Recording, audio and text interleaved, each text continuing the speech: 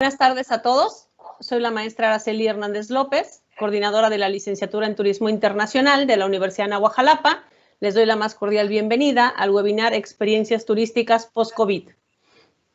Agradecemos a todos su asistencia y les comento que dado la tecnología a veces tiene fallas, en caso de que se presente algún problema de inestabilidad en la red, les rogamos esperar unos minutos para restablecer la conexión.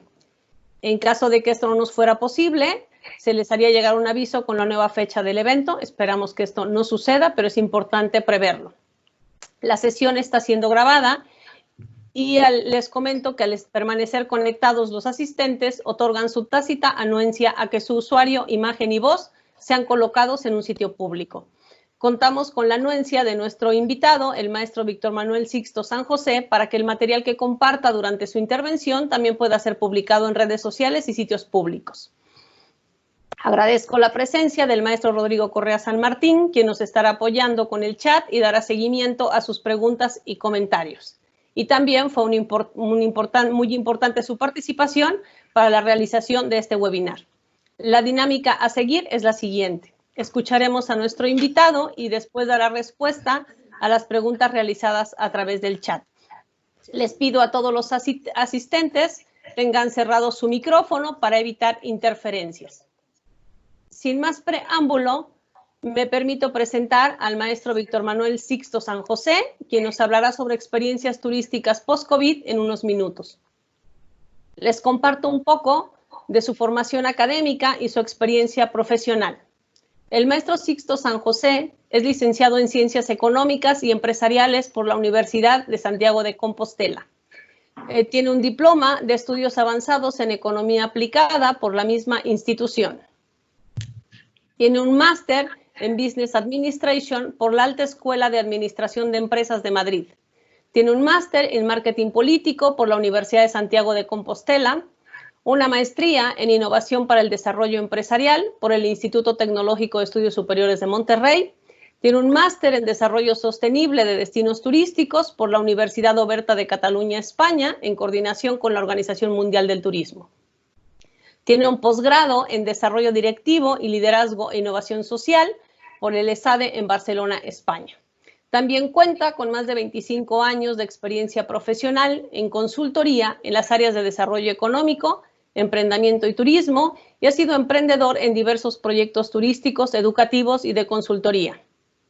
Ha desarrollado proyectos turísticos en diferentes áreas, como en la creación de productos turísticos y experiencias, donde destacan las rutas de enoturismo en el altiplano mexicano, la ruta del vino, Rías Bajas en Galicia, España, ruta de mezcal en San Luis Potosí, en nuestro país, ruta del queso y el vino en Querétaro, también en nuestro país, rutas gastronómicas de México, rutas temáticas en España.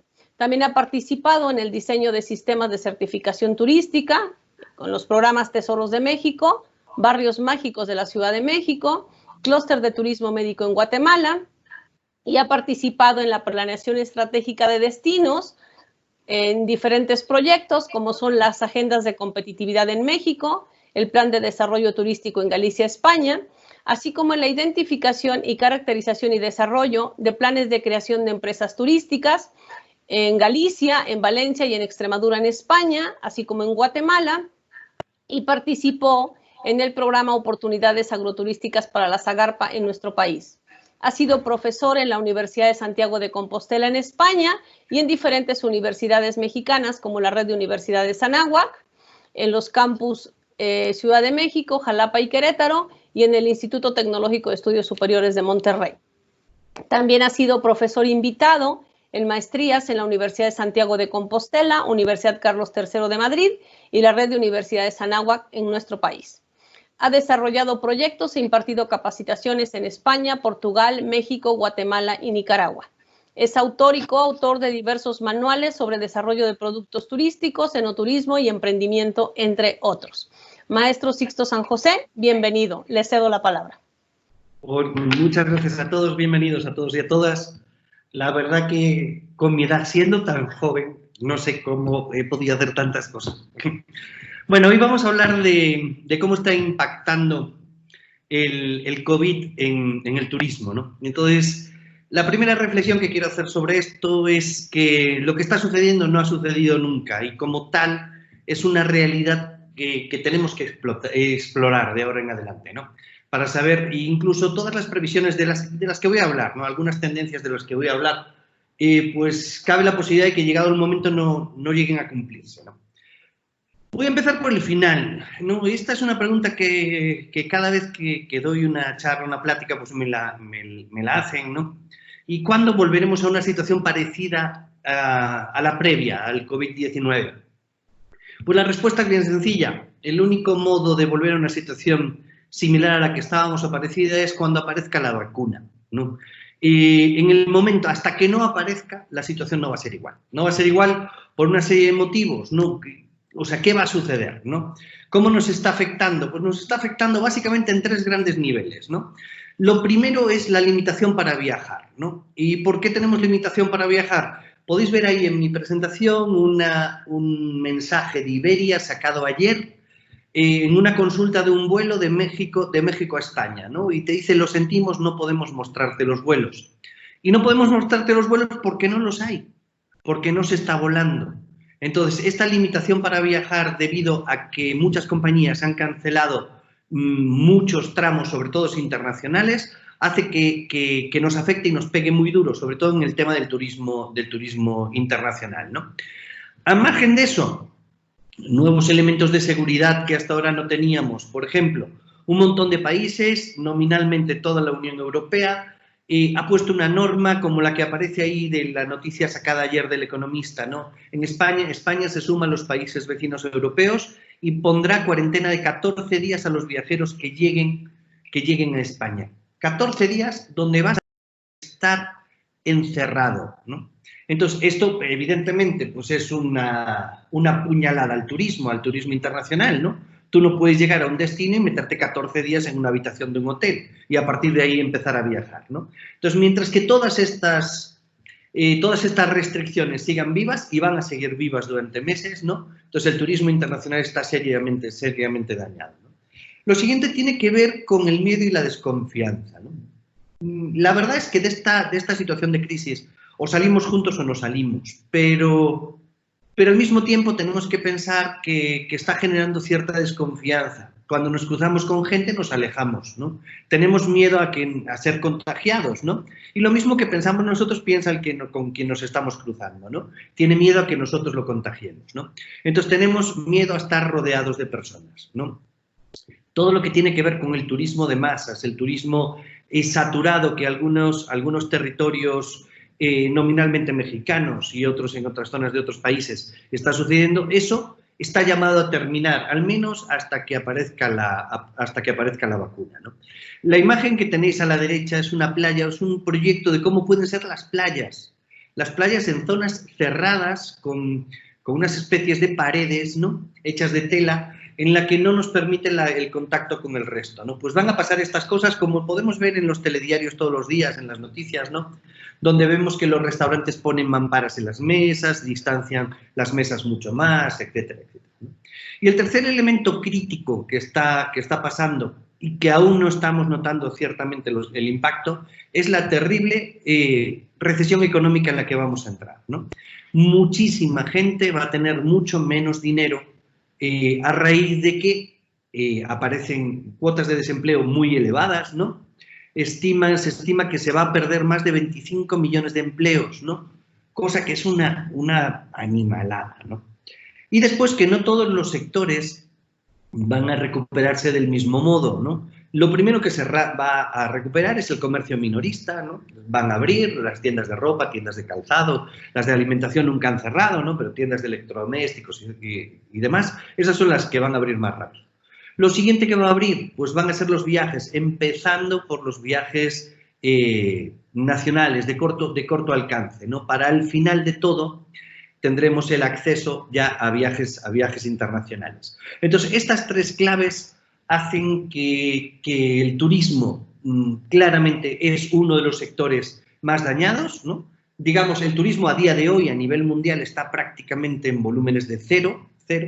Si echamos cálculos y decimos que vamos a estar aproximadamente unos 5 meses sin actividad turística, y lo que resta del año, cuando ya podamos tener un poco de actividad turística, esta va a ser muy reducida, pues no es demasiado aventurero decir que el peso del sector turístico en la economía va a caer a menos de la mitad de lo que fue en el año 2019, ¿no? Y posiblemente nos quedemos en menos del 25% del peso del que fue en el año 2019, incluyendo esto el número de turistas, ¿no?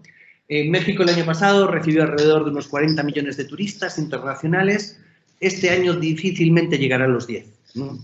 Entonces, con todo el impacto que tiene eso en todo el sector y todas las empresas, ¿no? Comentaba el otro día en una charla, una reflexión importante es pensar en quién va a sobrevivir a esta crisis tan profunda, ¿no? Muchos restaurantes van a cerrar, muchos hoteles van a cerrar, muchos touroperadores van a cerrar, muchos guías ya no van a poder trabajar, ¿no? Entonces, esos cambios nos va a afectar tanto y nos va a marcar durante años, acabada esta crisis, ¿no? Cambios generales que podemos encontrar a raíz de esta pandemia, ¿no? Bueno, un cambio general pues tiene que ver con que vamos a dar más importancia al precio en la medida que vamos a tener menos ingresos, ¿no? La crisis económica, los efectos de la crisis económica aún están por venir, ¿no? Entonces, como no tenemos certeza en los ingresos futuros, pues posiblemente cuestionemos mucho más en qué gastamos, cuestionemos mucho más en qué gastamos nuestro dinero, ¿no? Después van a cambiar cosas tan evidentes y tan mexicanas como la forma de saludarse, ¿no? Los besos se han acabado, ¿no? Y se han acabado y se van a acabar durante mucho tiempo, salvo en los entornos familiares más cercanos, ¿no? Lo de darse la mano, los abrazos, todo eso se va a acabar y se va a acabar durante mucho tiempo, ¿no? Después, va a aumentar de modo constante y permanente el consumo en línea. Vamos a comprar a través de Internet. Muchísimas personas que eran consumidores esporádicos en Internet se han vuelto hoy especialistas en la compra en línea, ¿no? ¿Por qué? Porque si no tenemos las tiendas, ¿dónde compramos, no?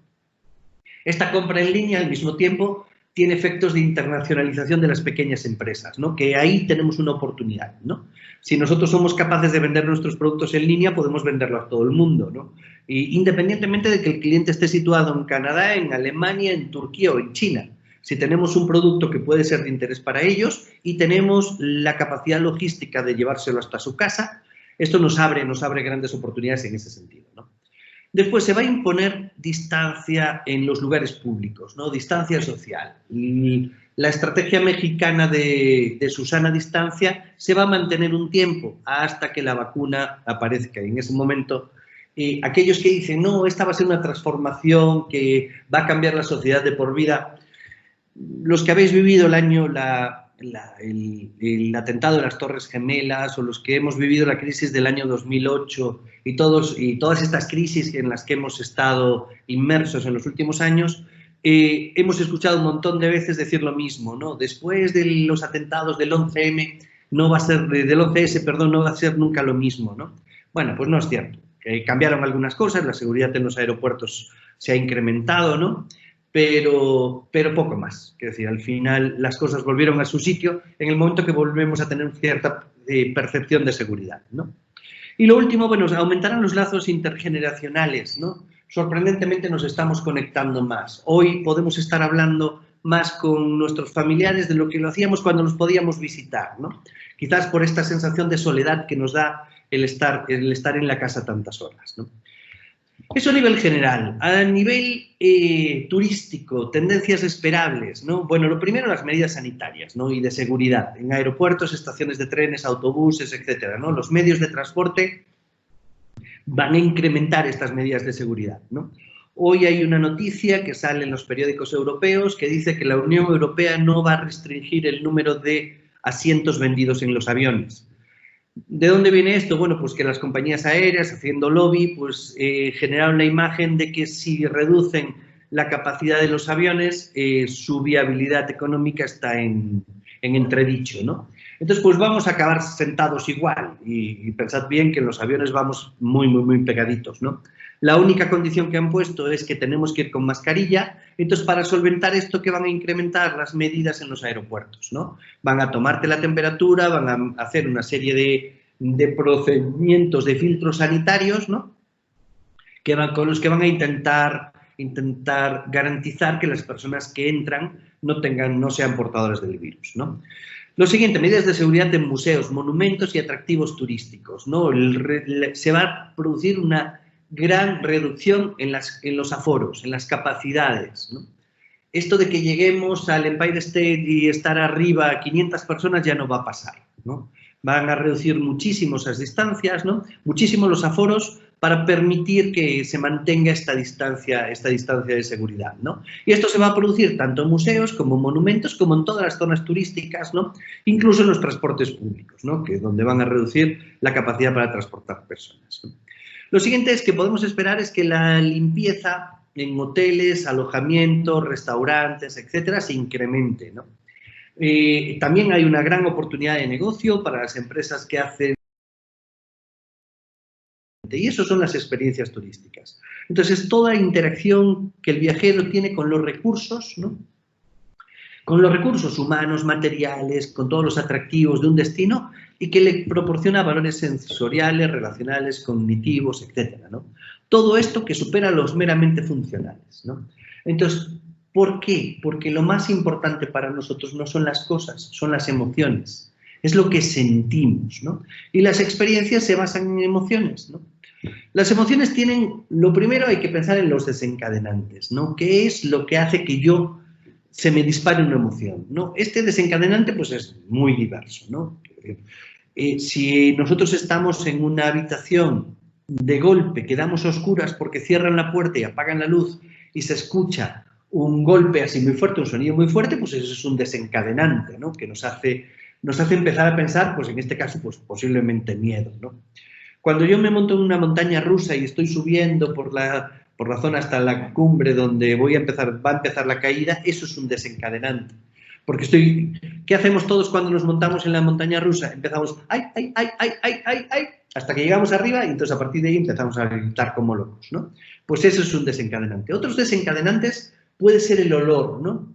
¿Qué hacemos todos cuando después de unos días sin llover salimos a la calle porque caen unas pocas gotas de lluvia y olemos a tierra mojada, ¿no? Todos es, ¡ay! Huele a tierra mojada, te traslada directamente a tu niñez, ¿no? Entonces, todos estos desencadenantes es que usamos para que la emoción comience, ¿no? Lo siguiente es el procesamiento cognitivo. Nosotros cuando recibimos estímulos externos empezamos a pensar, valoramos lo que estamos sintiendo, ¿no? Entonces, esa valoración la hacemos en función de nuestra tradición. Si a nosotros desde muy pequeñitos nos hubieran dicho que la oscuridad es maravillosa, que es lo más feliz del mundo es estar a oscuras, que no sé cuánto, y nos cuentan así una historia y la vivimos toda nuestra infancia así, si en el momento que nos quedamos a oscuras no nos vamos a asustar. Pero ¿qué pasa con la oscuridad? Que hemos escuchado, hemos visto películas, nos han contado cuentos, nuestros padres nos lo han dicho, han hecho N cosas de que la oscuridad no es buena, ¿no? Entonces, en ese sentido, nuestro procesamiento cognitivo hace que la oscuridad sea mala, ¿no? Entonces, ahí trabajamos en función de lo que hemos sido educados, ¿no? Y lo siguiente, el tercer aspecto, son los efectos, ¿no? Hay unos efectos, lo primero son efectos subjetivos, ¿no? ¿Qué sentimos? ¿Placer o displacer? ¿Estamos a gusto o no estamos a gusto? Hubo un día dando una plática que una persona me dijo que a esa persona no le gustaba el olor a tierra mojada. Y yo me quedé diciendo, no manches, debe ser la única persona en el mundo que la tierra mojada no te parece un olor placentero, ¿no? Un olor tranquilo, sereno, ¿no? Bueno, la verdad que hay gente para todo, ¿no? Después hay una serie de efectos fisiológicos, ¿no? Que tienen que ver con qué cambios se producen en el sistema neuronal central y en el sistema neuronal periférico, ¿no? Entonces, hay cosas que nosotros no controlamos. Por ejemplo, que se nos ponga el pelo chino, ¿no? Porque estamos sintiendo algo muy emotivo, no lo controlamos. Ese es un efecto fisiológico básico. O que nos dé un escalofrío, ¿no? Eso tú no puedes estar pensando, venga, voy a hacer que me dé un escalofrío, ¿no? No te da así. Forma parte de los efectos fisiológicos basados en los sistemas neuronales, ¿no? Entonces, pero nosotros sabemos cómo hacerlo. Yo si quiero que alguien tenga un escalofrío, pues sé que si bajo la temperatura, bajo la luz y le suelto con un pequeño vaho o un aire que lo roza y tal, sé que le va a pasar eso, ¿no? Entonces lo puedo controlar, ¿no? Después están los efectos funcionales, ¿no? ¿Qué hacemos cuando alguien nos asusta? Pues posiblemente nos separemos. nos cerremos, nos abrazamos a nosotros mismos y nos separemos, ¿no? Eso es un efecto funcional. Cuando algo nos quema, nos separamos, ¿no? Hace unos años estaba yo en un viaje con mi esposa en Murano, en la isla que queda al lado de Venecia, y fuimos a ver un taller de estos que hacen cristal soplado, ¿no? Entonces resulta que, bueno, después de hacer la parafernalia, te enseñan cómo se elaboran los distintos elementos y tal, agarra el guía que nos estaba llevando y dice, no toquen el cristal porque está muy caliente. Bueno, ¿qué hacemos cuando alguien nos dice no hagas algo? Pues muchísima gente directamente lo hace, ¿no? Lo bueno es que este guía pues sabe lo que hay y directamente arrojó un papel encima del cristal y antes de que el papel tocase la figurita de cristal que habían hecho, el papel empezó a arder, ¿no? Automáticamente todo el mundo que estaba saliendo de la zona de exposición se separó del cristal, ¿no? Eso es un efecto funcional. Nosotros, cuando sentimos miedo, nos separamos. Cuando estamos a gusto, nos acercamos, ¿no? Pues tenemos una serie de efectos funcionales que provocan las emociones, ¿no? Y lo último son los efectos sociales, ¿no? ¿Cómo exteriorizamos nuestros sentimientos, nuestras emociones, ¿no? Hay veces que simplemente es la cara, ¿no? Por ejemplo, un problema que tiene dar una plática como estoy dando yo ahora mismo. Yo ahora mismo no estoy viendo a ninguno de vosotros. Bueno, de primeras no sé cuánta gente estáis. Si hay 1, 3, 5, 15, 19, no tengo ni idea. Pero es que después no sé qué reacciones está provocando lo que yo estoy diciendo. Entonces, no estoy viendo los efectos sociales. Entonces, esta comunicación, hay veces que cuando estás dando clase físicamente con los alumnos delante, pues lo notas en las caras. Notas en las caras si estás agradando, si no estás agradando, si le haces gracia, no le haces gracia. Y no tienen que reírse, llega con una sonrisa, llega con una mirada. Cuando ves a todo el mundo que está mirando para abajo y que no te está atendiendo, es que te estás dando cuenta de que no estás enganchando, no estás generando clic con ellos, ¿no? Entonces, estos efectos sociales son importantes a nivel de experiencia, porque nos pueden estar permitiendo evaluar si lo que estamos haciendo es bueno o es malo. Tanto la comunicación verbal, que es lo que digamos realmente, como la comunicación no verbal, ¿no? Entonces, con todo esto, pues tenemos un montón de emociones distintas, ¿no? Emociones distintas que ¿cómo lo logramos? ¿Cómo logramos generar emociones? Pues la realidad es que pasamos de lo natural a lo tecnificado, ¿no? Las emociones se logran también con modos naturales, pero garantizamos lograrla si realmente trabajamos sobre ella, ¿no? Pensad, sobre todo los que sois un poco mayores, ¿cómo se celebraba antes un cumpleaños, ¿no? En mi caso, un cumpleaños era invitabas a amigos del colegio a casa, tus papás hacían o compraban un pastel, ¿no? Te hacían pues una merienda o una cosa así, donde te ponías de refresco hasta arriba, ¿no? Y a comer todas las cosas, todas las chucherías y todas estas cosas, los dulces que durante todo el año no te dejaban, ¿no? Los comías en ese momento y normalmente, pues en mi caso, pues salíamos al parque o a la calle a jugar a fútbol o a jugar a lo que fuera, ¿no? Y eso era todo el cumpleaños. Y todos los cumpleaños, todos mis cumpleaños de niño fueron exactamente iguales, ¿no? ¿Qué pasa hoy? ¿Cómo son los cumpleaños hoy? Pues resulta que los cumpleaños de primera los tematizamos, ¿no? Entonces, esto de hacer un cumpleaños que simplemente sea un pastel, soplar una vela y jugar con los amigos, pues eso no, porque resulta que eso lo hago todos los días. Entonces, hoy lo tenemos que tematizar. Tanto lo tematizamos, por ejemplo, mañana es el cumpleaños de mi hijo pequeño, ¿no? Pues nos vamos a disfrazar todos de Minion, porque resulta que al niño le gustan los Minions. Entonces, pues imagínate, vestidos de Minions, ¿cómo se llama? Donde se golpea, ay, no me sale el nombre. ¿Cómo se llama en México? Donde se ponen los dulces, Piñata. Exacto, gracias. La piñata. La piñata es un Minion, ¿no? Después, los dulces son de Minion, no sé qué de Minion, ¿no? ¿Qué ha pasado? Estamos personalizando, ¿no? Entonces, estamos atendiendo primero, lo estamos haciendo más complejo, lo estamos haciendo más adaptado a las necesidades y características particulares del cliente, ¿no? Entonces, estamos personalizando. ¿Qué nos permite esto? Pues del producto natural, de simplemente un pastel, a un producto personalizado, adecuado exclusivamente a tus necesidades, etcétera, pues permite, en el caso de la empresa, pues subir los precios, ¿no? Las experiencias son mucho más caras, ¿no? ¿Y qué hacemos para lograr todo esto? Es lo que le llamamos teatralizar la experiencia. Teatralizar se basa en definir las actividades, ¿no? ¿Cómo lo hacemos? Mediante actividades. O sea, y las actividades las podemos encajar en estos 4 cuadrantes, ¿no?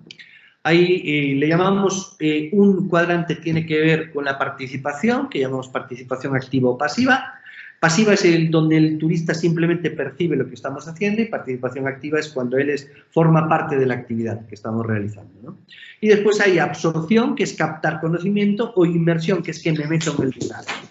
Entonces tenemos estos 4 cuadrantes, ¿no? Participación pasiva y absorción, pues serían las actividades típicas de entretenimiento, ¿no? Participación activa e inmersión. Le llamamos elementos estéticos. ¿A qué nos referimos con este? La base es cómo está representado lo que nosotros estamos haciendo, ¿no? ¿Y por qué? Porque nosotros tenemos ya una serie de preconceptos, ¿no? ¿Cómo es una bodega de vino? Pues nosotros pensamos en una bodega, pues un lugar lleno de barricas, un lugar oscuro, posiblemente paredes de piedra, igual puede ser que tenga tierra en el suelo, ¿no? Un lugar frío, un lugar con X características. Bueno, si vamos a las bodegas de vino hoy, pues lo que vamos a encontrar son tanques de acero inoxidable, ¿no? La imagen que tenemos nosotros de la bodega no es de una bodega, es de una cava de barricas, que es otra cosa completamente distinta. Entonces, una cava de barricas solo lleva el vino que se va a añejar, que se va a dejar un tiempo en madera para que tome otros sabores. Pero hay muchísimos vinos, los vinos jóvenes no pasan por madera. Entonces, los vinos jóvenes se envasan directamente de un tanque de acero inoxidable, ¿no? Pero cuando nosotros llegamos a una bodega y vemos tanques de acero inoxidable, pensamos que estamos visitando la fábrica de la Coca-Cola, ¿no? Entonces, no nos gusta. Entonces, estos elementos estéticos son importantes, ¿no? Bueno, y después le llamamos escapista a las participaciones pasivas e inmersión, que es cuando yo me meto a hacer algo, ¿no? Entro en una panadería y hago un bollo de pan, pues eso sería una actividad escapista, ¿no? Entonces, las empresas siguen teniendo que definir esto, tienen que definir los elementos estéticos y visuales, ¿no?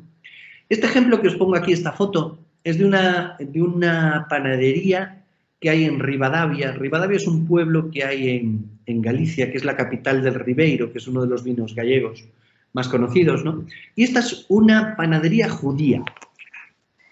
Si entras, de verdad que te traslada a la Edad Media, directamente. Estéticamente parece la Edad Media, ¿no? Bueno, si sabéis algo de historia, pues podéis, de historia de España, ¿no? Podéis entender que esto no puede ser, esta panadería no puede ser judía. Y no puede ser judía porque los judíos fueron expulsados de España en 1492. O sea, es imposible que una panadería haya vivido 500 años, ¿no? Cuando los judíos ya no estaban, ¿no? Entonces, esta panadería al final es una recreación. Es una recreación que lleva muchos años, ¿no? Pero porque ya tiene casi 80 años esta panadería. Pero bueno, sin duda, hace 80 años no se usaban esos hornos, ¿no? Ni se producían lo que nos están vendiendo. Está en el barrio judío de Ribadavia, ¿no? Pero estéticamente nos traslada a vivir. Entonces eso nos ayuda mucho, estos elementos estéticos. Entonces lo tenemos que pensar. Tenemos que pensar, oye, ¿qué quiere el turista percibir? O sea, ¿cómo espera que sea esto? La siguiente actividad, que es lo que llamamos actividad escapista, participación pasiva e inmersión, es ¿qué va a hacer él? ¿Qué va a hacer en el lugar? Bueno, cualquiera de vosotros puede tener claro que el Carnaval de Río el año que viene va a tener muchos problemas. Muchos, primero porque en Brasil lo están haciendo terriblemente mal con esto del coronavirus, ¿no? Y después porque es un evento masivo, o sea, donde todo está atiborrado de personas. Pero otra cosa bien distinta es el Carnaval de Venecia, ¿no? Y aparte de esto, de lo que va a suceder por el tema del coronavirus, tenemos el modo, ¿no? En el Carnaval de Río, si tú vas, tú no bailas en el sambódromo, bailan ellos, bailan en las escuelas de samba. En cambio, en el Carnaval de Venecia, tú puedes rentar un vestido, un disfraz, y tú sales a la calle, disfrazado. En ese sentido, podemos pensar que ¿cuál es más interesante para el turista? Pues uno de este estilo, ¿no? A diferencia del de, bueno, que conste que el Carnaval de Venecia también está saturado, ¿no? Pero no es lo mismo, no estamos al mismo nivel, ¿no? Bueno, después los elementos educativos. ¿Qué vamos a aprender, ¿no? En todas las experiencias turísticas tenemos que aprender algo, ¿no? Cuando vamos a un viñedo nos enseñan a catar o a degustar vinos. Cuando vamos a ver al Museo de la Miel nos enseñan cómo las abejas hacen la miel. Cuando vamos a una granja escuela, como es este ejemplo que tenemos aquí, pues a los niños normalmente urbanitas pues les enseñan cómo se producen los alimentos, ¿no? Entonces, esta parte de la participación tiene más interés, ¿no? La gente prefiere un taller de cocina a un show cooking. O sea, ver al cocinero que está realizándote unos platos, pues tiene interés si el cocinero es importante, ¿no? Y demás. Pero la verdad que nos gusta meter las manos en la masa, ¿no? Entonces, en este sentido, esta participación pasiva son los elementos que tenemos que considerar, ¿no? Cómo llevamos todo esto a las participaciones activas, pensando que estas no pueden ser saturadas. O sea, tenemos que permitir participar, pero siendo relativamente poca gente, ¿no? Y lo último, en participación pasiva y absorción, tendríamos las actividades puras de entretenimiento, ¿no? Que es qué puede hacer para entretenerse el turista que visita mi destino, que visita mi empresa, ¿no? El ejemplo que os pongo aquí es de Viñedos Azteca, es un viñedo que está en Querétaro, que resulta que en el viñedo tienen un espectáculo de charrería. ¿Qué tiene que ver la charrería con el vino? Pues absolutamente nada, salvo en este caso que los caballos es una de las pasiones del dueño de Viñedos Azteca, que es Jorge Ferreira. Entonces él decidió que en su viñedo, en su rancho, o sea, aparte de producir vino, pues cría caballo azteca y entonces gracias a eso pues tiene su lienzo charro y te hace un espectáculo de charrería en mitad de la visita. O sea, estás visitas primero el viñedo, después te pasa por el espectáculo de charrería, después visitas la bodega, ¿no?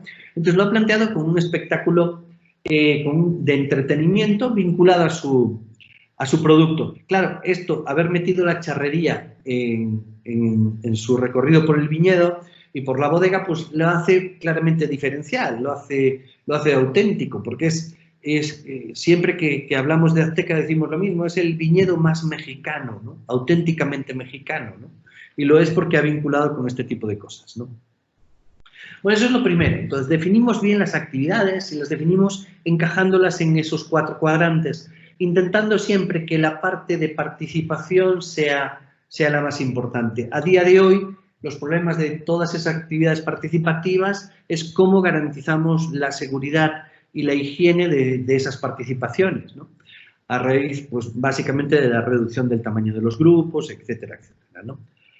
Después el planteamiento está bien, hacemos actividades, pero esa actividad, cuando estamos haciendo algo, ¿qué queremos que sienta, ¿no? ¿Y qué queremos que sienta en cada momento?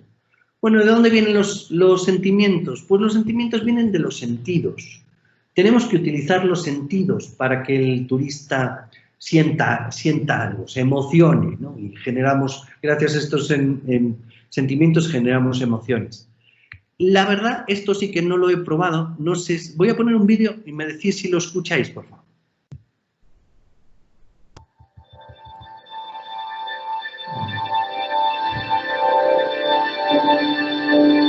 Sí, se oye. Perfecto. Todo bien.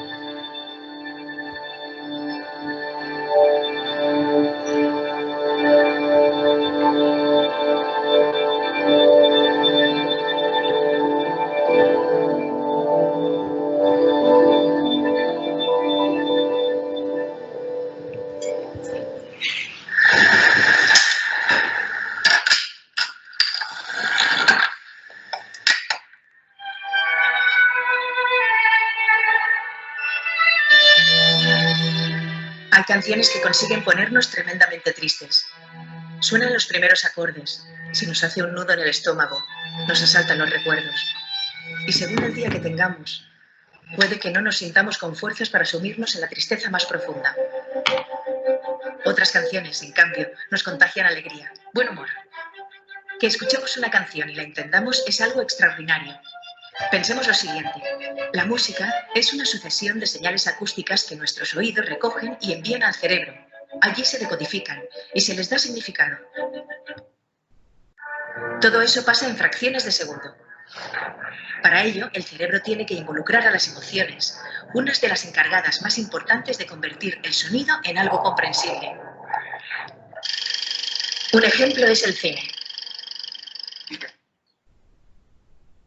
Hoy en redes vamos a hacer un pequeño experimento. Hemos grabado una escena y Baldo, músico y compositor, nos va a ayudar a darle sentido. Él suele componer las bandas sonoras de obras de teatro y películas.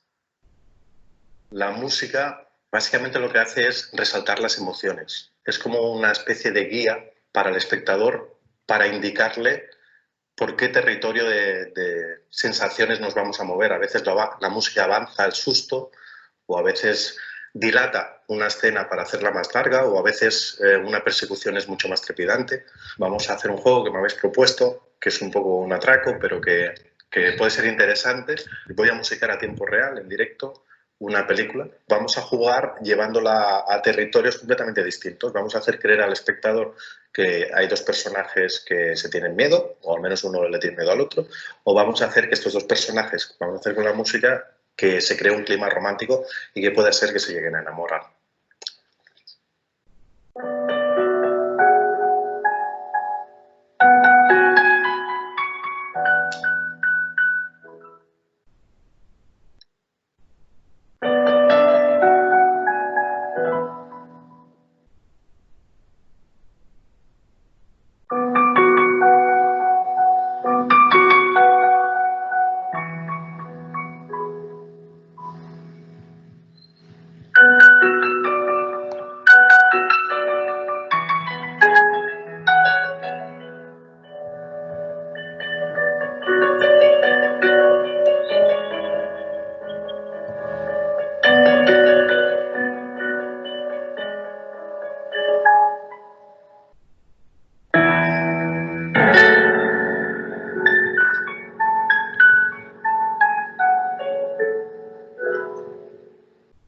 Al final nos enamoran.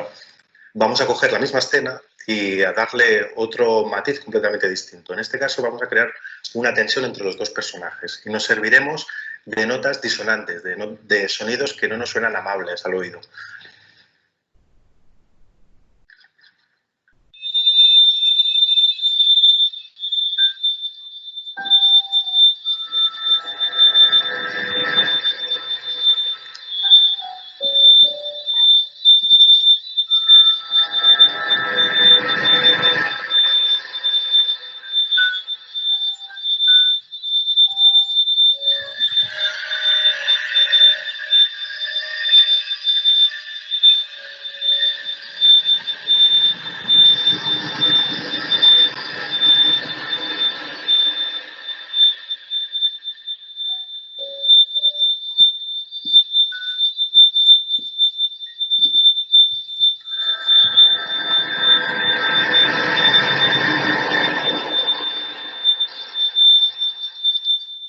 Estos sonidos.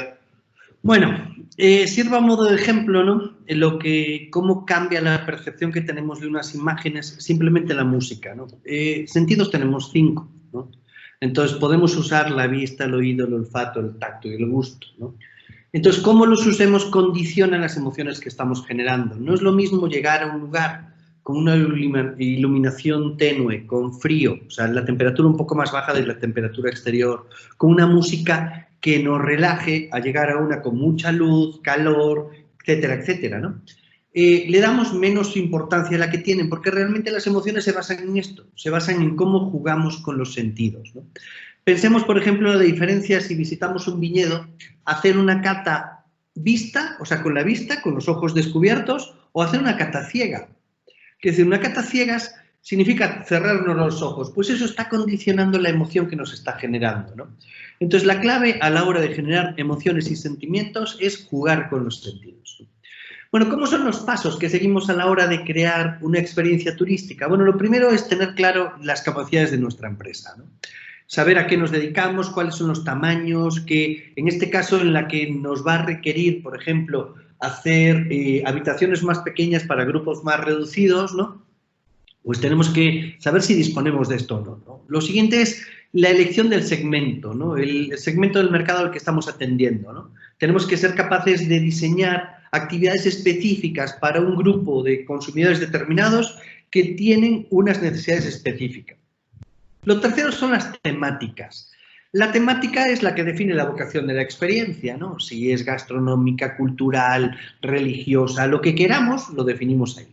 A partir de ahí definimos la actividad en su conjunto, identificamos dentro de lo que conocemos con la economía de la experiencia, qué tipología de actividades dentro de este eje de participación pasiva o activa, inmersión o absorción, y a partir de ahí desarrollamos los episodios, ¿no? Una experiencia no deja de ser como decimos, teatralización de algo. Entonces tiene una presentación, un nudo y un desenlace. Y tenemos que ver en qué consisten todos estos episodios, en qué momentos se realizan, qué recursos y atractivos usamos. No es lo mismo, por ejemplo, cuando estamos consumiendo un menú degustación, el recurso más importante de un restaurante de primer nivel, pues es el chef, ¿no? Por encima de la comida, o sea, la comida es el producto del recurso, que es el chef, ¿no? Entonces es importante utilizar ese recurso, ¿no? Si vais a los mejores restaurantes del mundo, pues casi seguro conozcáis al chef y estará allí, ¿no? Cosa que sorprendentemente no sucede cuando vamos a Pujol, ¿no? Aquí, Enrique Olvera, para verlo lo ves en la tele o en las revistas, porque resulta que no lo ves en el restaurante, ¿no? Cuando él realmente es el recurso, entonces ahí hay un error, ¿no? Después está el tema de los escenarios, ¿no? En muchos restaurantes del mundo te llevan a consumir uno de los platillos del menú, te lo dan en la cocina. Porque a todos de verdad nos gusta ver las cocinas, ¿no? Nos gusta entrar. Entonces, los escenarios son importantes. ¿Dónde hacemos qué, no? O si estamos visitando un determinado lugar, un viñedo, ¿no? Recuerdo cuando fuimos ¿cómo se llama? El Casillero del Diablo, ¿cómo se llama este? De Concha y Toro. En Concha y Toro, por ejemplo, la degustación no se hace toda al final, la tienen repartida en distintos escenarios dentro del viñedo, ¿no? Entonces reparten esto para utilizar todos estos escenarios. Después están los actores. Los actores es quién participa. Si nosotros estamos haciendo la ruta del mejillón en Galicia, no queremos que el guía nos lo cuente todo, queremos que el pescador que está cultivando los mejillones nos lo cuente, o vamos al otro sitio y queremos que el agricultor nos cuente esto. Entonces, los actores son importantes, ¿no? Después está el tema, como decimos, de qué emociones y sentimientos, cómo vamos a usar los sentidos, ¿no? Cuál es la duración y después la viabilidad, ¿no? Tener la capacidad de hacerlo. A día de hoy, yo recomiendo un vídeo de Paco Roncero, que es un chef español, es un 2 estrellas Michelin, pero que tiene un producto que se llama Sublimotion, ¿no? Tenéis un vídeo en internet sobre él, donde explica en qué consiste la experiencia. Y la viabilidad de esta experiencia es una viabilidad técnica. Trabaja mucho con realidad aumentada, está en una mesa donde comes, que es una mesa que tiene levitadores, entonces son capaces de levantarte la comida y cosas de este estilo para impactar mucho más en las emociones y sentimientos, ¿no? Después está el tema del precio, ¿no? Al final todo esto hay que paquetizarlo y ponerlo en precio, que es el que va a pagar el cliente, ¿no? Y por último, ponerle un nombre a la experiencia, ¿no? Ese es el camino que seguimos nosotros a la hora de crear estas experiencias, ¿no? Por mi parte, yo acabé de mi exposición de hoy y creo que ahora voy a dejar de compartir la pantalla y aquí, ya.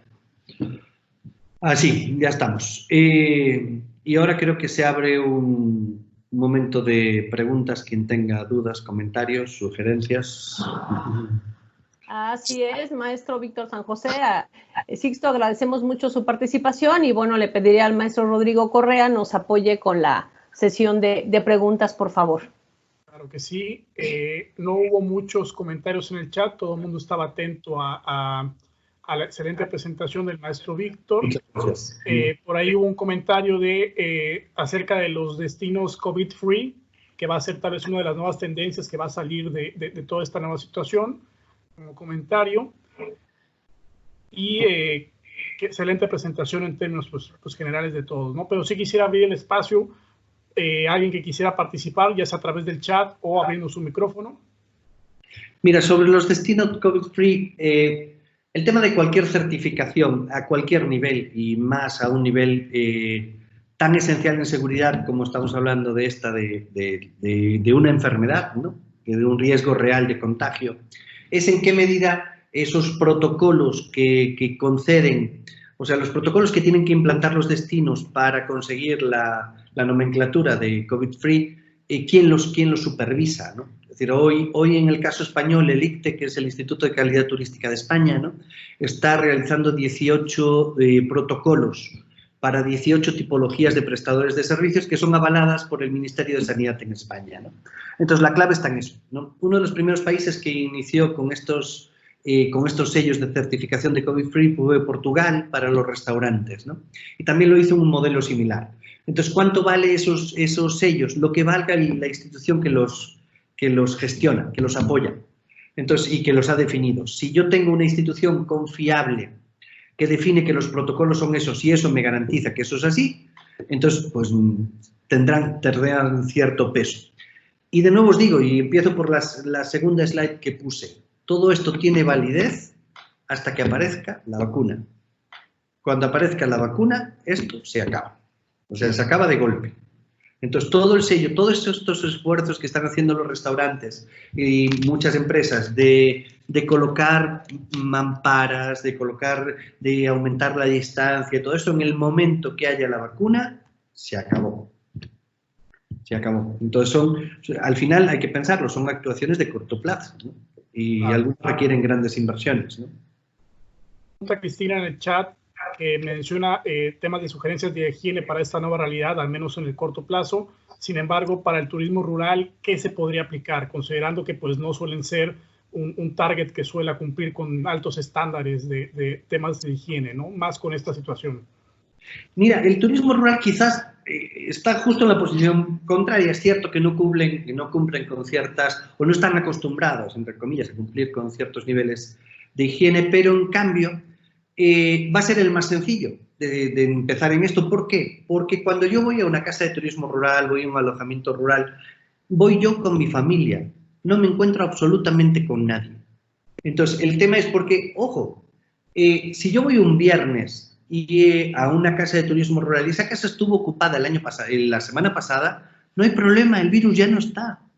Así el que haya estado la semana pasada estuviera contagiado, el virus ya no está. Ya no sobrevivió esos 5 días en ninguna superficie. Entonces, ahí yo ya no tengo ese riesgo. El riesgo del virus es sobre todo de interacción humana.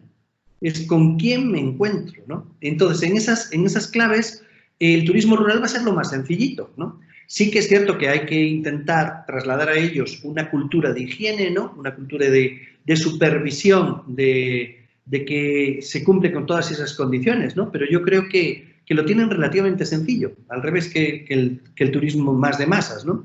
Por decirlo claro y así directo, en México quien lo va a pasar mal es Cancún.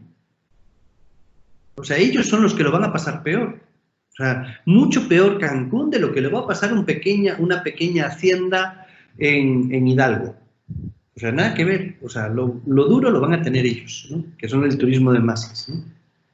Muchas gracias, Víctor. Nos pregunta Sandy, ¿cuál es el reto más importante para las experiencias turísticas del futuro y sobre todo en la fase de recuperación? Ahora con todo lo que se ha creado con experiencias virtuales, no se imagina el turismo sin experiencia vivencial tradicional. Mira, la verdad, hola Sandy, ¿qué tal? La verdad que aquí hay un tema que es, para mí el reto hoy es cómo conectamos lo que estamos viviendo hoy con lo que viene después, ¿no? Formo parte de un grupo de expertos en enoturismo, un grupo mundial que nos estamos reuniendo todas las semanas, ¿no? Donde hay representantes de Sudáfrica, de Argentina, de Chile, de Francia, de Italia y demás. Y todos nuestras reflexiones van por ahí, ¿no? Es decir, ¿cómo vinculo, en el caso particular del enoturismo, ¿no? ¿Cómo vinculo yo al turista hoy, que no está viajando, que está en su casa, con nosotros, ¿no? Pues la solución parece sencilla si somos capaces a través de turismo virtual, ¿no? Conectar ciertas partes sensoriales, ¿no? Lo primero, podemos hacer catas a distancia. Así esté yo en México, puedo estar degustando un vino sudafricano, ¿no? Dentro de un grupo de catas, me puedo estar conectando con el enólogo de esa bodega que me está diciendo y me está enseñando desde su bodega, me la está enseñando, la estoy viendo, ¿no? Pero yo estoy consumiendo mi vino aquí, su vino aquí, ¿no? Evidentemente, ¿qué voy a querer? Pues no hay duda, cuando acabe esto voy a querer ir ahí, ¿no? Siempre y cuando las condiciones sean las adecuadas, ¿no? Entonces yo creo que va por ahí. Y después el tema de los protocolos de seguridad, ¿no? Es decir, cuando nosotros lleguemos a un lugar que esté lleno de gente, nos vamos a ir. Nos vamos a ir directamente. Si llegamos a una playa que está saturada, nos vamos a ir. Si llegamos a un hotel que está saturado, nos vamos a ir, ¿no? Entonces esa parte de la no saturación. Nos pregunta Areli que para la organización de viajes grupales, ¿cómo los podemos reactivar? ¿O bajo qué? Sí, lo primero vamos a tener que, sobre todo, de nuevo digo, hasta que aparezca la vacuna, vamos a tener que estar sobredimensionados. ¿Qué quiere decir? Si el grupo es de 10 personas, pues vamos a estar usando un camión de 30. Entonces vamos a tener que hacer, salvo que sea familia. Es decir, si sea gente que convive juntos o sean familiares, no va a pasar nada. Vamos a seguir haciendo viajes en grupo. Pero los viajes masivos, esto de 10 camiones, por poner un ejemplo con nombres y apellidos. No sé si habéis tenido la suerte de estar en Querétaro, pero si habéis viajado aquí, habéis estado en Freixenet, ¿no? Freixenet un sábado cualquiera, pues ves allí 32 camiones, ¿no? 32 camiones de 60 personas cada camión. Bueno, eso se acabó. Eso hasta que aparezca la vacuna se acabó. O sea, ni las condiciones legales lo van a permitir. Entonces, ese tipo de viajes, pues desgraciadamente ahora no van a volver, ¿no? Volverán en el momento que tengamos garantizada la seguridad. Entonces, los viajes en grupo grande, por ahora, no van a ser. No van a ser. Porque no van a estar permitidos, ¿no? Claro. Nos pregunta Gisela Rivera, saludos Víctor, ¿crees que realmente debamos bajar precios como estrategia para incentivar el turismo en esta etapa? Sin duda no, sin duda no. Es decir, se bajan precios y cualquier sector tiene que tocar los precios cuando el descenso de la demanda se debe al precio, ¿no? Y voy a poner un ejemplo de otro estado, ¿no? Hace unos años estaba trabajando en Pátzcuaro, Michoacán, entonces resulta que llego y estaba trabajando para la Asociación de Hoteleros de Pátzcuaro y la Asociación de Hoteleros decidió, como tenían poca demanda, decidieron bajar los precios, ¿no? ¿Qué pasó? Que un hotel boutique que antes cobraba pues 1.700 pesos, pues empezó a cobrar 1.200, 1.900, 800, ¿no? Al cabo del tiempo, bueno, ese hotel, que el primero que bajó los precios, pues sí, tuvo más demanda en un momento dado, ¿no? Pero después eso desapareció porque el resto de los hoteles bajaron los precios, ¿no? Y todos acabaron teniendo exactamente la misma ocupación, pero en vez de tener una tarifa de 1.800 pasaron a tenerla de 800. ¿Por qué? Porque el problema de ir a Michoacán en esa época no era el precio, es un problema de seguridad. Entonces, por mucho, así te regales, hablando mal y pronto, así me regalan la noche de hotel, yo no voy a un destino donde me pueden matar o donde tengo la sensación de que me pueden matar. Entonces, lo mismo sucede ahora mismo. Tú me puedes regalar una noche de hotel, pero si a mí el miedo que me da es contagiarme de una enfermedad que me puede matar, no voy a ir. Aunque me lo regales, aunque me pagues por ir. Entonces, no es una cuestión de precio, es una cuestión de seguridad. Entonces, ¿cómo podemos nosotros hacer para garantizar esta seguridad? La clave está por ahí, ¿no? Claro. Nos pregunta Raquel, bueno, nos manda un link de la Secretaría de Turismo de Veracruz que acaba de sacar un protocolo para los negocios de A y B y hospedaje con temas de sana distancia y pide como evidencias fotografías para dar la constancia y pide tu opinión al respecto en función de si es un mecanismo adecuado o se queda corto en el sentido de brindar esa seguridad de la que hablabas. Mira, hay un dicho mexicano, y me vais a perdonar porque voy a decir una grosería, ¿no? Que es norma dictada, no controlada, se la lleva la chingada, ¿no? Entonces, ¿qué quiere decir esto? Tú puedes mandar todas las fotos pueden ser una evidencia inicial para que te den una determinada constancia, ¿no? Pero la clave es la comprobación de que eso es real, ¿no? Entonces, si resulta que yo mando unas fotos hoy, me dan una constancia y ese mismo día, después de mandar las fotos, coloco mesas pegaditas y todo el mundo al lado, pues no he logrado nada, ¿no? Tiene que haber un sistema de control y de supervisión. Y aquí yo soy de los partidarios de zanahoria y palo. La zanahoria, como se hace con los burros, ¿no? Le pones la zanahoria para que camine, pero si no camina le pegas un palo, ¿no? Entonces, ¿qué significa esto? Sí, tenemos que favorecer y premiar a los que lo hagan bien, pero después hay que tener hay que castigar a quien lo haga mal. Si resulta que yo mando unas fotos diciendo que opero de un determinado modo y después viene un inspector y el inspector ve que no estoy operando de ese modo, no es cuestión simplemente de que te saque el certificado, es que te cierro el establecimiento. Porque la gente tiene que tener claro que eso no se puede hacer. Estamos jugando con la vida de las personas. Entonces, esto no es engañar para conseguir una certificación gracias a un protocolo. Para mirar el protocolo, si realmente es bueno o no, tendría que leerlo, que no lo he leído, ¿no? Pero las fotos en muchos casos se solicitan, ¿no? Y no pasa nada, pero después está la supervisión posterior a esto, ¿no? Claro, y ahí nos enfrentamos a un gran reto en México, porque tenemos una baraja de ofertantes turísticos que no todos cumplen o compiten de manera leal, ¿no? Y eso puede dar pie a situaciones pues muy desafortunadas y que querríamos evitar. Ahí también, ahí también hay que pensar que si tenemos una población activa, ¿no? Realmente vinculada con todos los procesos de seguridad y demás, la propia población, los propios consumidores van a ser denunciantes, ¿no? Porque en este caso va a ser, oye, estás jugando contra mi vida, ¿no? El otro día estaba en el supermercado comprando y resulta que estaba una reponedora de estas de una marca externa al supermercado que estaba colocando el producto en el lineal y pasó un señor a su lado y le dijo, por favor, ¿se pone la mascarilla? Porque la reponedora tenía la mascarilla colocada en el cuello.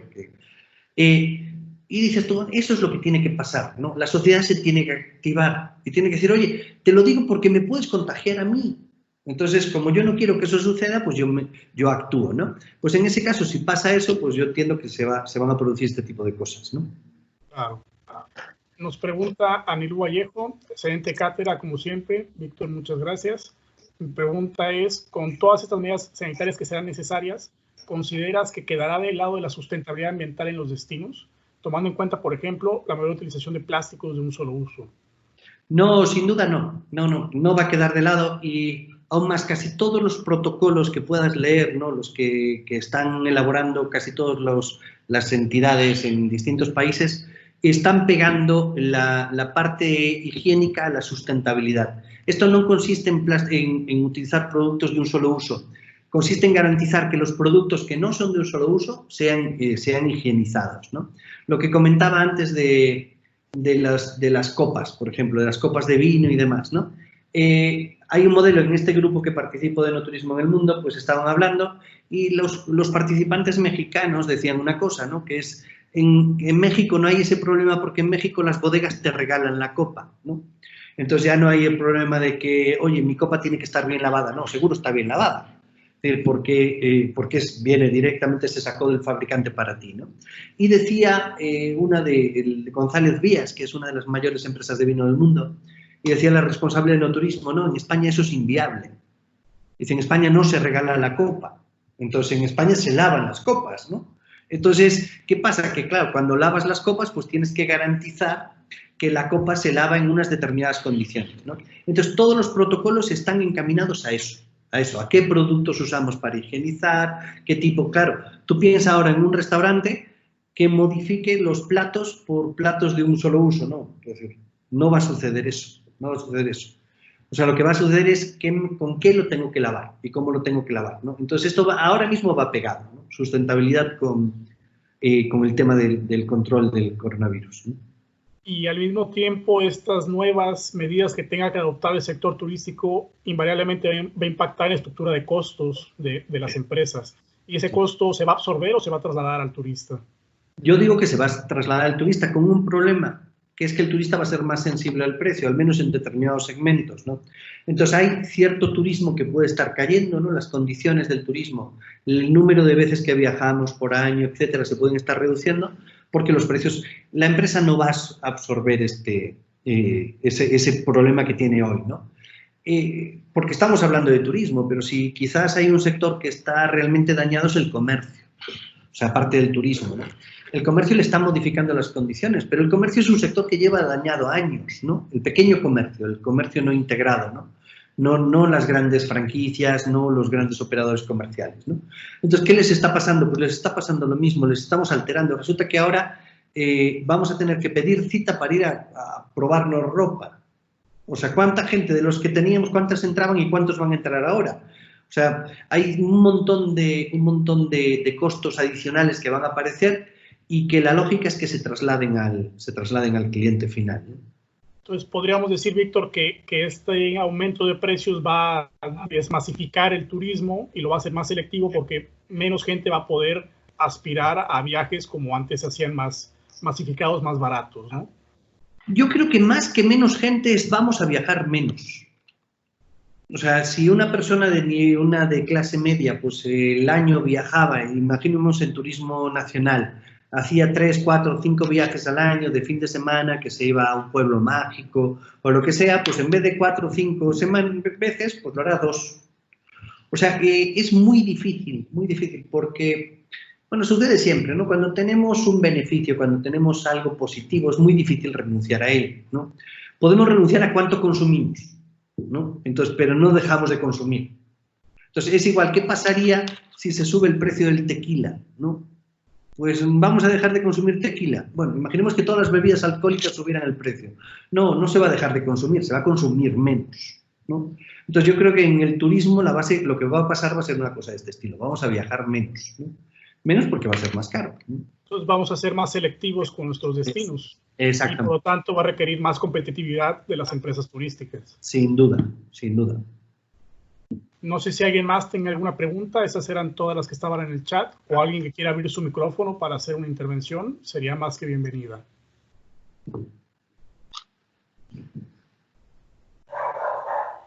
El perro. Sí.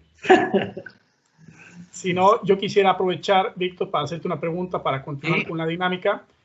Tenemos muchos alumnos de Turismo Internacional y de Dirección en Desarrollo Turístico conectados, que son los 2 programas que tenemos activos actualmente de turismo en la universidad, y quisiera preguntar por ellos qué oportunidades va a haber para el profesional del turismo en este mundo post-COVID, incluyendo la etapa de recuperación para los que estén por regresar, como para los que todavía tengan tiempo para terminar su carrera y enfrentarse de la mejor manera al mundo turístico del mañana.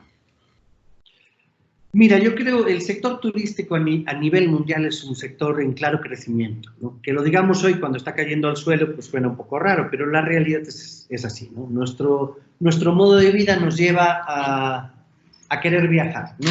A querer viajar tanto nacional como internacionalmente. Esta crisis va a hacer que muchas empresas turísticas acaben cerrando, muchas. Pero esas empresas turísticas están dejando un espacio, porque si el año pasado México tuvo 40 millones de turistas, este año va a tener, calculemos, tirando alto, 14 millones. ¿Pero cuántos va a tener en el 2021? O sea, igual no llegamos a los 40, pero sí llegamos a 32. Cuando resulta que la planta de la oferta turística va a bajar, ¿no? Entonces, ahí van a aparecer un montón de oportunidades, pero un montón. Entonces, visto esto, quiere decir, ahí está una oportunidad buena. Es decir, van a abrirse oportunidades de negocio. Y después, el sector turístico en general es un sector que necesita innovación. Es decir, resulta que estamos operando en claves que operan desde los años 60. No puede ser, ¿no? Los destinos inteligentes. Hay un montón de temas para desarrollo, ¿no? Que lo tenemos que hacer. O sea, tenemos que ir dando pasos para que el turismo se vaya desarrollando más. Entonces, en la medida que nosotros seamos innovadores y seamos capaces de integrar oferta local atendiendo a las necesidades propias de un determinado segmento, esto funcionará. Entonces, en ese sentido, oportunidades muchísimas, muchísimas. Pero tanto a nivel privado como a nivel público. El desarrollo turístico a través de las organizaciones, de las instituciones públicas que apoyan al turismo, es necesario, va a seguir siendo necesario y cada vez va a ser más importante. Y es cierto que podemos comprar en Internet, pero no viajamos en Internet. La gente quiere estar en los lugares, quiere consumir en restaurantes, quiere visitar recursos y atractivos. Eso va a seguir siendo así. Entonces, el tema es cómo aprovechamos eso y cómo definimos productos claramente diferenciados, ¿no? En ese sentido. Entonces, yo veo muchísimas oportunidades. Perfecto. No sé si alguien más tenga alguna intervención. Yo sí, profesor. Por favor, Mauricio, adelante. Muy buenas tardes. Mi pregunta es con respecto a las agencias de viajes. ¿Qué va a suceder con las agencias de viajes? ¿Cuál es la dinámica que deben de tomar para poder seguir perteneciendo al mercado? Porque de alguna u otra manera ya se ha revolucionado la demanda de los turistas. Entonces, ¿qué va a suceder con las agencias de viajes? Mira, las agencias de viajes llevan en crisis un montón de años, un montón, ¿no? Desde mi punto de vista, ¿cuáles son las agencias de viajes que tienen que funcionar y cuáles tienen espacio? Las receptivas, ¿no?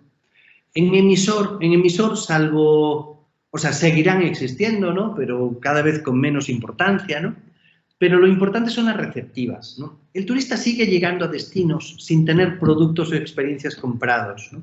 Sin conocer qué se puede hacer en el destino. Tiene cierta información, pero al final seguimos utilizando los servicios porque necesitamos operadores locales. Hay alguien, cuando yo viajo en avión y llego a un destino en avión y me tengo que mover, necesito a alguien que me transporte, necesito un guía que me haga un recorrido, necesito N cosas.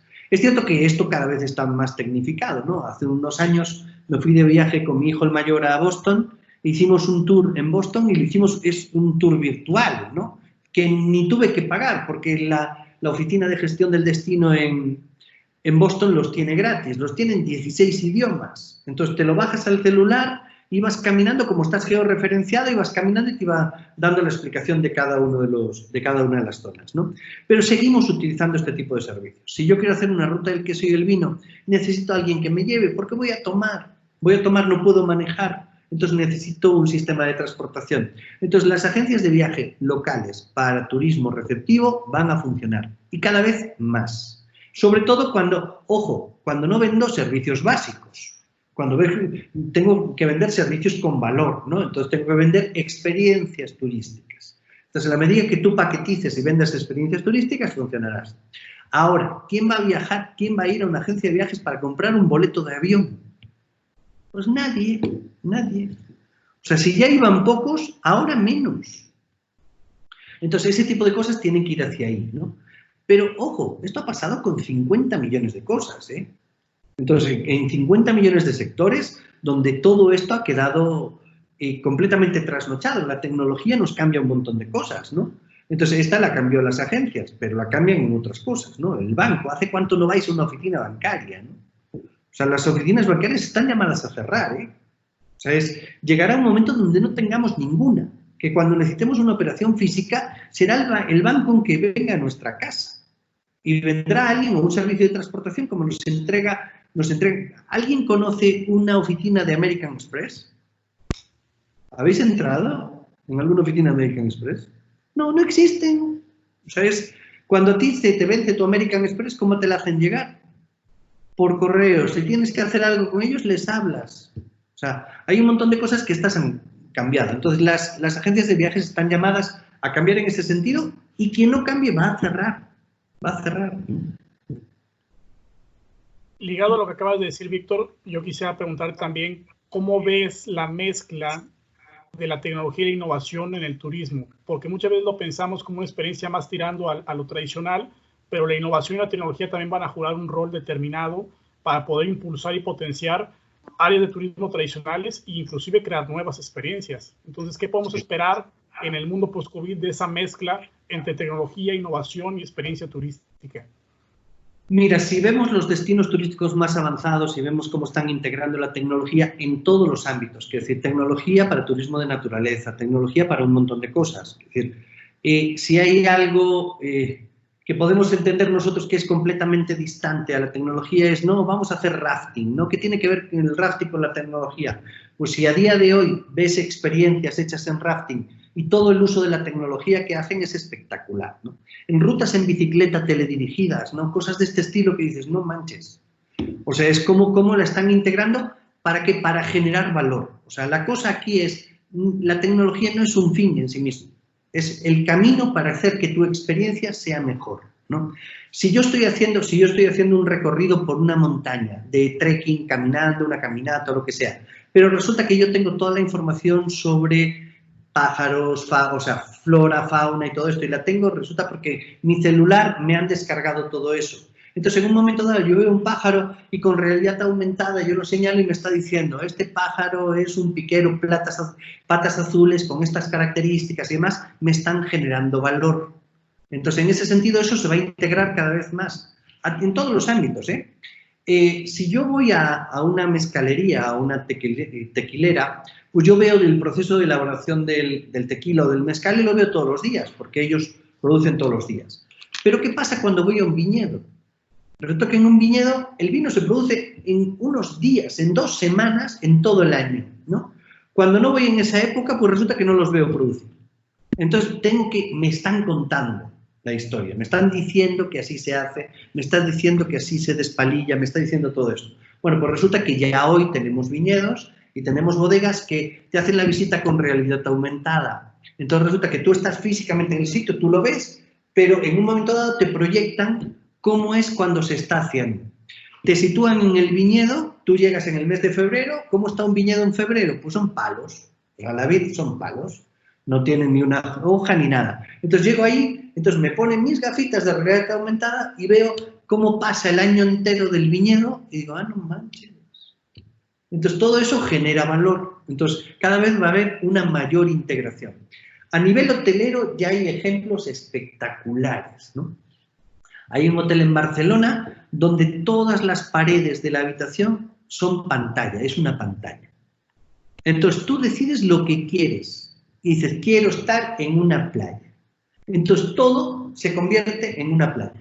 Entonces tienes tus palmeras, tú no sé cuánto, en el medio dices, enciende canal no sé cuánto. Y en una parte de esa macro pantalla aparece la televisión, ¿no? Entonces se está integrando a todos los niveles. Hay cosas que son muy, muy avanzadas y que están por evolucionar y otras que son mucho más cortas y que a saber hacia dónde van, ¿no? El tema de los microreceptores, por ejemplo, ¿no? Que te permiten te tienen completamente ubicado en todos, son las pequeñas antenas que están colocadas en destinos, ¿no? El aeropuerto de Ámsterdam, por ejemplo, tiene 2.800 microantenas. Y estas microantenas te permiten que en todo momento saben todo lo que hay a tu lado, ¿no? Si eso lo cruzan con Big Data a través de ciertos perfiles, te pueden decir, estás caminando y te llega un mensaje al celular diciendo, oye, Víctor, tienes un pub irlandés justo a 20 metros. Si entras en ese pasillo, sabemos que te gusta la Guinness. Entonces te proporciona valor, ¿no? Entonces todo eso cada vez va a estar mucho más integrado, ¿no? Perfecto, Víctor.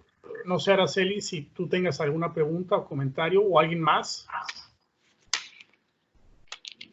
Bueno, yo solo, si no hay más preguntas, de verdad gracias, Víctor, por tu charla, muy interesante y sobre todo también muy inspiradora, sobre todo en este momento en que la actividad turística está siendo duramente golpeada por el COVID, pues esto nos da esperanza, ¿no? De saber que podemos repuntar, ¿no?